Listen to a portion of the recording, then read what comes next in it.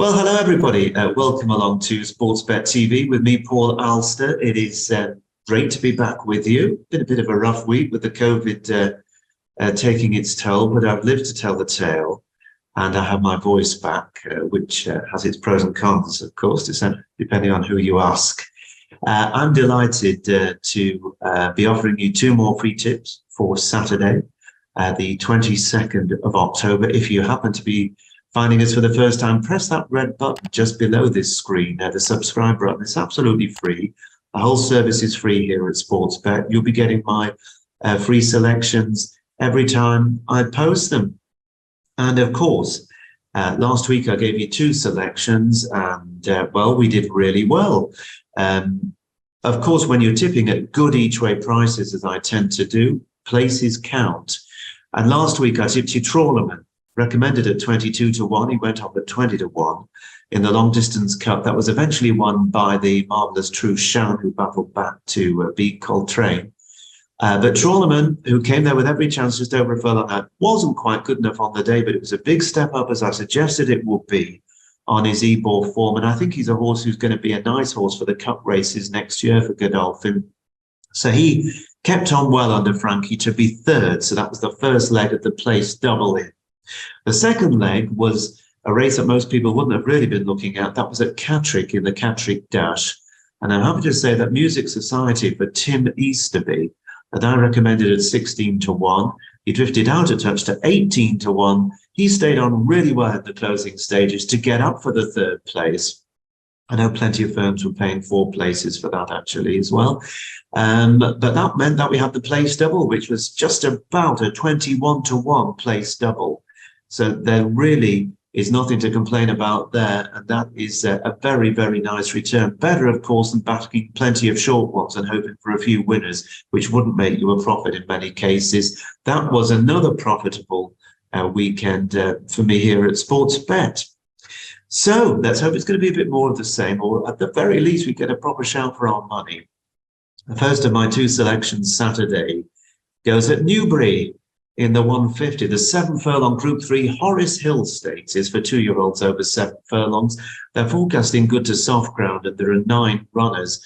Now, I know there's a bit of weather expected about in various parts of the south, and showers are hit and miss. I'm hoping the ground stays good to soft, because at this stage of the season, with horses coming towards the end of a campaign, many of them, or others being backward 2-year-olds that are coming out late, they don't want to be slogging through a mud bath. It's not going to do anything to see the form holding up. Well, most of these in this race are stepping up in class after wins in either novice or maiden company, and some have only had the one start. So there's a lot of improvement potentially to come from those that are relatively unexposed, and they are difficult to assess, including the likes of Roger Teal's Karagian, who was visually very, very impressive when winning by 3 lengths on good to firm ground at Leicester over 7 furlongs in a novice stakes. He beat the Godolphin trained favourite very easily, but he'll encounter different ground here.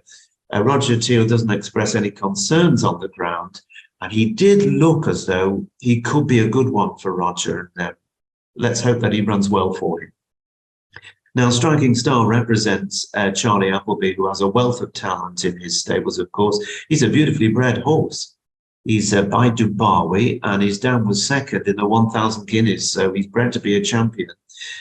He met some trouble in running on his debut, but he soon picked up when the button was pressed, and he stayed on really well to win nicely at Sandown over 7 furlongs. That was back in September, and he could well be a proper horse. And the Crisfords, who've had a great season, Simon and Ed Crisford, they have a horse called Knight, and this one won on good to soft ground on his debut, quickening well to score by 2 lengths at Yarmouth in a maiden over 7 furlongs. Another one in the mix here is Clive Cox's Ancestral Land, who won nicely at Chepstow on his second start. And you've got Lord of Biscay. Now, here's an interesting horse, particularly pedigree-wise, for Roger Varian, who's having a wonderful autumn. This horse is a half-brother to no less than Bayside Boy, who showed that blistering turn of foot to pop up at big odds and win the QE2 stakes at Champions Day last week. He's also a half-brother to Forest Ranger, who was very, very smart. So he's bred to be really good, and he won by a length and a half on his debut at Yarmouth over 7 furlongs. And again, a horse that could be interesting. Another trainer doing very well this second half of the season in particular, Rafe Beckett. He's got a couple in this one, amongst whom Gray's Monument is on a hat-trick after wins in handicap company, but he did win nicely at York last time. But my colours are being nailed to the mast here of a horse called Oviedo, trained by Edward Bethel in the north and the mountain PJ MacDonald. Now, this is a horse I've tipped before, and I'm sticking with him, and I'm going to explain to you why. Quite an expensive purchase for Ed Bethel, €150,000. He's by Lope de Vega. And this horse looked as if the money might be quite well spent when winning on his debut at Doncaster over 7 furlongs on good to firm ground in midsummer in a novice stakes in July. Now, after that, they really stepped him up, and he ran a very, very good third to the subsequent Group 1 Dewhurst Stakes winner, who, of course, is next season's 2,000 guineas favourite, Chaldean. And that was in a Group 3, the Acomb Stakes at York in August. Now, that really was a red-hot race. And Oviedo showed himself to be a very classy horse, finishing third in that Group 3. And the form has worked out well, with even down to the 5th horse since Local Dynasty winning recently in a listed race at Pontefract, while the horse who finished last in the Acomb Stakes, Shaquille, he has subsequently come out and won a nice novices race at York. So the form of that race is very hot. And on the basis of that form, I tipped Oviedo when he went across to Ireland last time out for the Goffs Million, which he was qualified to run in. And he went off at only 5-1 in the end. He was well backed, but he ran no race. Now, who knows why? Was it the very soft ground? I'm not sure, because they knew what the ground was going to be when they travelled over there. And they've entered him here on good to soft ground. So I don't think they feared the soft ground. Maybe it was travelling over. Maybe he didn't have a good trip over. Maybe he was a bit homesick away from home stables. This happens often with young horses and with some older horses as well. You just never know. Or maybe he just had an off day, but he didn't run his race at all. And I'd like to think that you can forget that performance. So being the only horse really with form that ties in closely with Group 2 and Group 1 winning opponents, I think that Oviedo has been overlooked because of that poor run in Ireland. I'm always prepared to forgive a horse at least one bad run. Now, the others that I mentioned earlier are all horses of significant potential. There could be a star amongst them, but we don't know. Whereas we know that Oviedo already Group 3 placed and running well against a horse who's the subsequent Dewhurst winner and anti-post 2,000 guineas favourite. I think he has a big chance. And if he was from a bigger yard, then I'm sure he would be sure to rise. Now, originally, when I looked at the prices, and this piece being recorded for you at lunchtime, I should say, on Thursday, he was originally 10-1 Thursday morning. He's now out to 14-1. And I think that each way, with the likes of Betfred, Coral, BetVictor and Ladbrokes, that represents a sporting each way bet for a horse who has some nice form in the book. So Oviedo is my choice at Newbury on Saturday, the first of my 2 selections. Now then, as plenty of you will already know, I'm delighted to be able to present to you my new subscription service, which is available at Out in Front on the Patreon service. Now, this is a service where I'm going to be offering a variety of membership options for those that just want to bet on Saturdays and at festivals, and for others for full membership where they want to bet on the good racing on Fridays and Sundays that crop up sometimes in midweek, and of course all the festivals and the big Saturday meetings on a regular basis. Now, my track record speaks for itself. You can find all the details below this screen, but here is an explanation about the service, and I hope it might interest some of you. Hello, I'm Paul Alster. Since July 2020, my followers have enjoyed some really great success here with my regular Saturday and festival tips here at SportsBet TV. Well, now I'm offering an enhanced tipping service called Out in Front, aiming for plenty of big odds selections on far more racing days. So to continue receiving my profitable and enjoyable each way and often long odds racing selections, sign up now on Patreon for my low-cost, brand new live tipping service where you can interact with me and ask questions and comment in real time. So signing up to Out in Front only takes 2 minutes. First, choose a membership, then sign up, add a payment method, and then you'll get all the benefits of being an Out in Front member.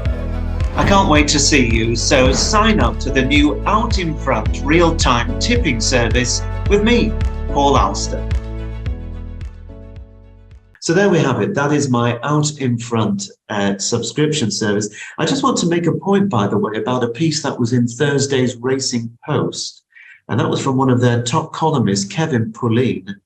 And he made a point which is, in some respects, rather, well, very disconcerting to everyday punters, because he suggests that according to the figures that he has seen, less than 1% of all punters, indeed he suggests 0.1%, that's 1 in 1,000, actually have winning accounts with betting firms. And that's why he suggests that bookmakers are making more than £3 billion profit a year. So the fact that if you have been following me here at SportsBet and you've been able to make a profit season to season and year to year, which I have shown every time so far, it means that you are in a tiny minority of people that are able to make it pay if they stick to the selections that I'm offering. So that just makes it even more interesting, the option to continue following me on a regular basis at Out in Front. And this weekend, of course, I have quite a few tips lined up for Cheltenham Friday and Saturday. So if you want a piece of that action, you know where to come. I'm going to move on, though, to my second pre-selection here at SportsBet on Saturday, and that is at Doncaster. At Townmoor Doncaster, the final Group 1 2-year-old race of the season is the 3:35 Averton Futurity Stakes, over a mile, at the South Yorkshire track, where they're forecasting ground as good to soft. Now, this is always a really good race, and there's been some fine horses win it over the years, as we very well know, and some of them have gone on to classic success. Aidan O'Brien, he's never far away, Aidan, when there's Group 1 races up for grabs, and he has won this 4 times in the last 10 years, including with the likes of Saxon Warrior, and last year he won it with Luxembourg, who have proved himself quite a star this season as well.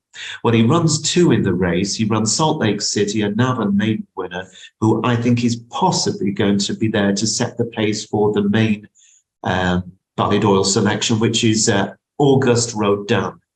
Now, this horse is the anti-post favourite for the Derby next year. So anything less than a victory for this horse, priced up, I think, at around 5-4 last time I looked, is going to be a disappointment if he gets beat. Now, I think Aidan had 27 horses entered up at the 5-day stage for this. So he had a huge choice of juvenile colts to run. He settled for these 2. And Auguste Rodin is the one that they've been talking of very, very highly for a long time. He's a horse who was second on his debut, and then he won a Nace maiden race. And last time out, he stepped up to win a 5-runner Group 2 event over a mile at Leopardstown. That was the champion juvenile race over in Ireland. It was on soft ground, and he beat a filly called Caroline Street comfortably by a length and a half. On the evidence of that, he's the horse that everybody thinks is going to be the superstar he might well prove to be. But Caroline Street has since been very well beat in a Group 3 at the Curragh. So that, I think, just puts a little bit of a question mark over the form. So has that form been overrated? Is there a chance something might come along and surprise Auguste Rodin? As you know, I'm always looking for big price horses to take on favourites. I wouldn't be getting involved at around wrist 5-4. Epictetus for the Gosdens won on his debut in July. And then he was only beaten a neck by Silver Knot in a muddling Group 3 race, the Autumn Stakes at Newmarket last time out, a race in which Holloway Boy for Carl Burke was 3rd of the 6 runners. And Holloway Boy had previously, of course, made that sensational winning debut at Royal Ascot and run other very good races. I think they both have claims and may not be at all far away. And the other one that I think is a very interesting horse in the race is King of Steel for David Loughnane, a $200,000 Wootton Bassett colt who was really impressive on his debut at Nottingham over a mile in soft ground. He's a big, powerful horse, good prospect. I think he'll be a 1.5 mile horse next year. And he's the dark horse of the race for me. So if there's any proper money around for King of Steel, you might want to think twice about including him seriously in your calculations. But my choice for the Virgin Futurity, the old Racing Post Trophy, is Stormbuster. He's trained by Andrew Balding. It's the mount of David Probert. Now, this horse is by Dubawi, and he is a full brother to Arabian Queen. Now, if that name rings a bell, then you'll remember Arabian Queen springing a massive shock in the 2015 Tremonti International Stakes, where she popped up at 50-1 winning that Group 1. Stormbuster is the full brother to that filly. Now, I mentioned before that Aidan O'Brien is 4 from 10 in this race, but Andrew Balding is 2 from 8 in the last 8 renewals, including with Elm Park and most recently with Kamiko, who won this race for him in 2019 and then went on to win the 2020 2,000 Guineas. So I think it's interesting that he's running this horse here. He's a horse who's been a bit of a slow developer, even though they've always felt that ability-wise, he could well prove to be a high-class horse. He was 3rd on debut to the useful Isaac Shelby at Newbury in May. Then he was 3rd to One Nation, who's since proved himself a good horse. That was at Sandown in a novice stakes in July. He was 2nd to Flying Honours, when I think the good to firm ground might not have helped his cause. That was in a listed race at Salisbury in August. And the winner has since gone on to win a Group 3 at Newmarket. But last time out, and if you get a chance to look at the video, do see it for yourself. Stormbuster ran at Newbury in a race called the Haynes, Hanson and Clark Condition Stakes, which over the years has produced a number of very high-class horses, including Derby winners and other classic horses. There were only 4 runners in this year's renewal, but you had to be impressed with the way that Stormbuster really travelled like a proper horse throughout. And when he quickened, he left the other 3 for dead. And the other 3 were no mugs. So I think that given that he clocked a fair time and that there were some very, very favourable reviews of him, and certainly Andrew Balding said that that was a step really in the right direction. He was now showing on the course what he was always showing at home. I think this horse that they refer to as a proper horse can take on the favourite and be the each-way value in the Virgin Futurity. He's a 9-1 shot each way, and that is with the likes of William Hill, Corals, Betfred, Boyle Sports, Ladbrokes and Quinbet at the time of this recording on Thursday lunchtime. So I commend Stormbuster to you alongside Oviedo down at Newbury earlier on in the day on Saturday. And those are my 2 for this weekend at SportsBet TV. Remember to take a look at the options available at Out in Front. But for now, from me, Paul Alster, thanks again for joining me. Best of luck with all your racing and your betting this weekend.